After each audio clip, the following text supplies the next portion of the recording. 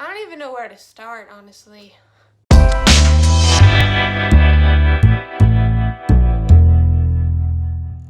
Hey guys, today we're going to be talking about classics and old books that I have read, and I'm going to be giving my opinions on them, how I felt when reading them, how I feel after, whether I still like them or not like them anymore. And so let's get right into it. So the first book I'm going to be talking about is Alice's Adventures in Wonderland.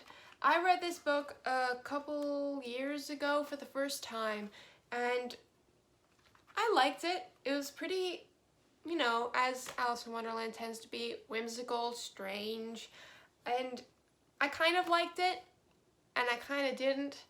It was a quick read because it's only that thin, and the words they don't take up the whole page for some of the pages. So it's a quick read. It was very creative, obviously, and there's the questions of the symbolism in this book, so it's kind of iffy for me, but I enjoyed this book, but I probably have enjoyed some of the other classics and the other older books more than this one. The next one is The Screwtape Letters by C.S. Lewis. I read this book not too long ago, and I absolutely loved it. This is one of my favorite C.S. Lewis books, besides the Chronicles of Narnia series that almost everyone knows about.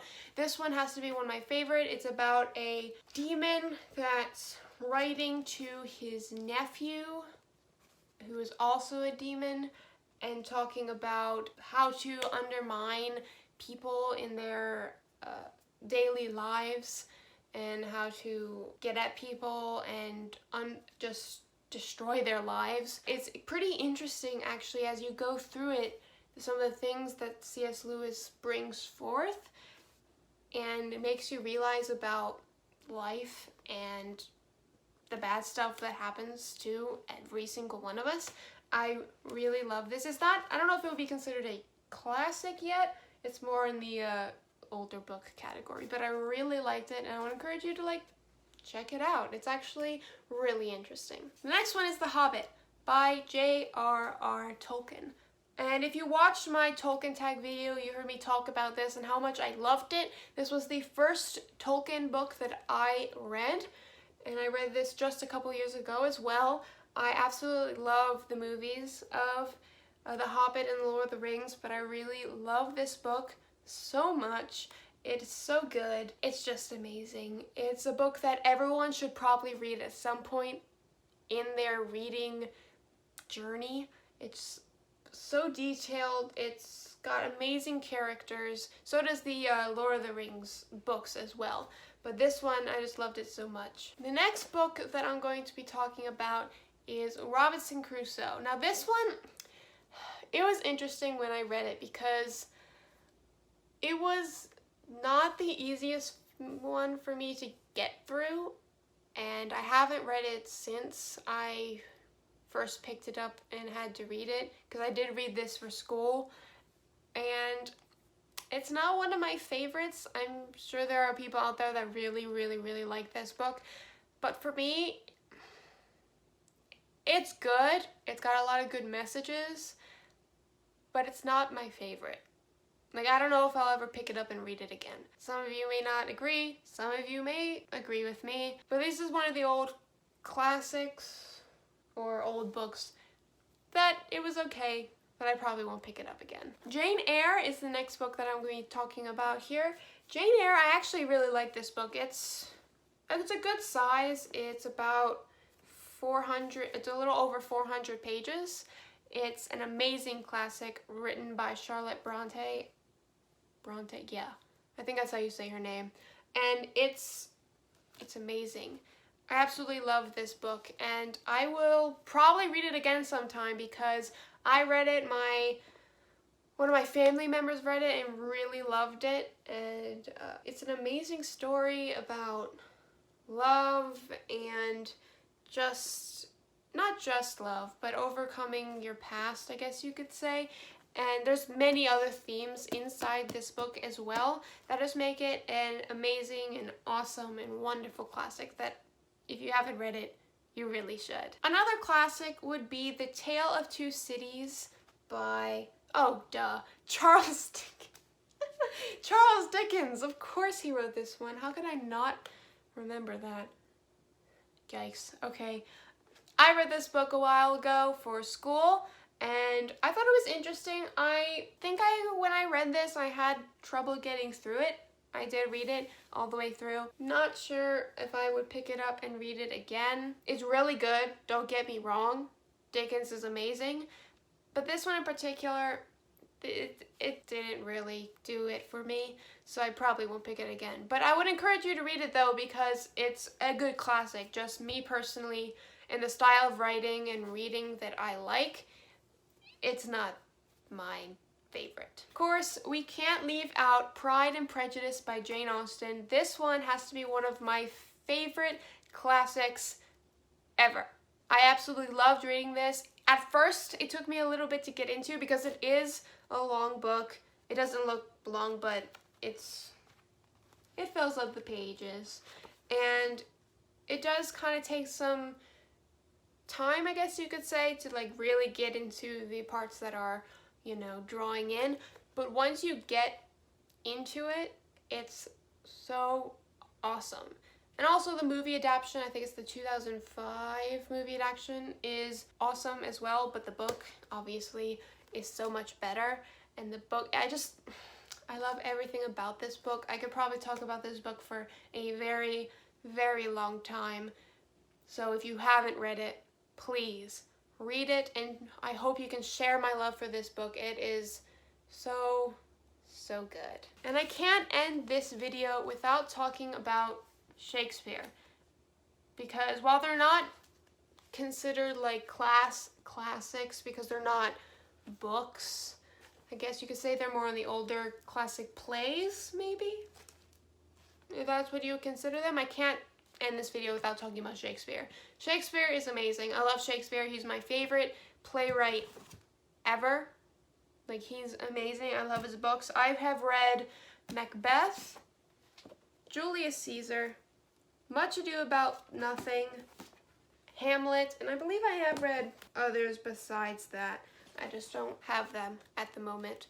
But all of his plays are amazing. My all-time favorite play that he has done is Hamlet. Hamlet is my favorite.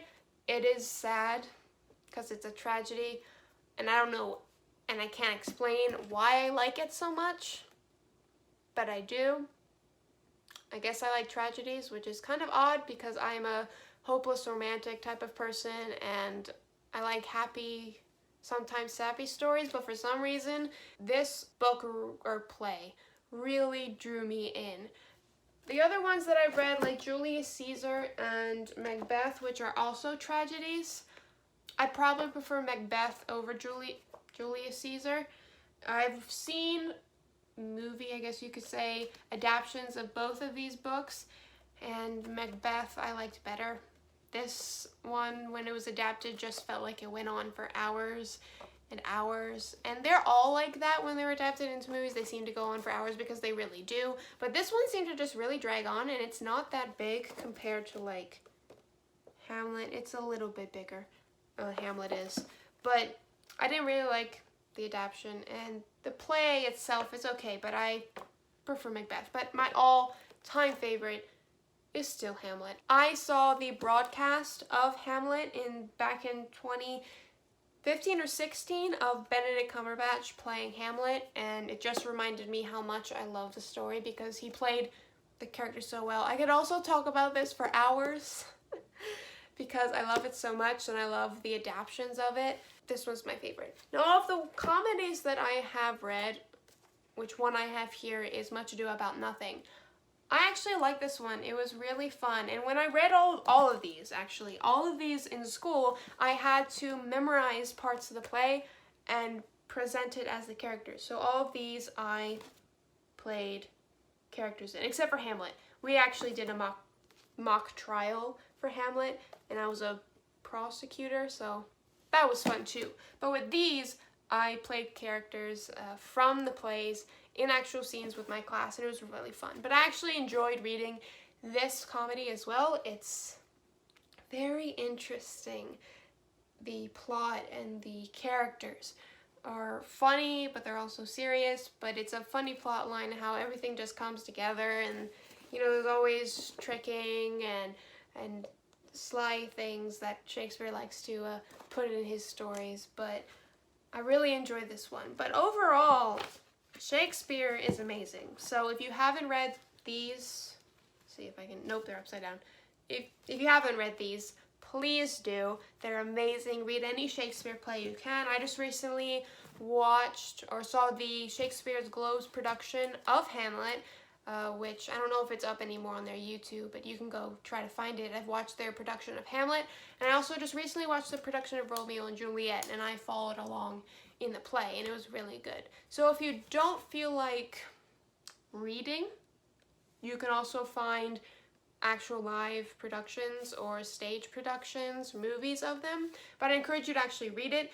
And if you're unsure actually of whether you want to try to read Shakespeare because, the Old English is kind of odd and strange, these books, No Fear Shakespeare, are amazing because on the left side it has the original Old English, but on the right side it has today's English. So you can kind of read the page, and if you want to, you can kind of go back and forth and be like, okay, what are they saying?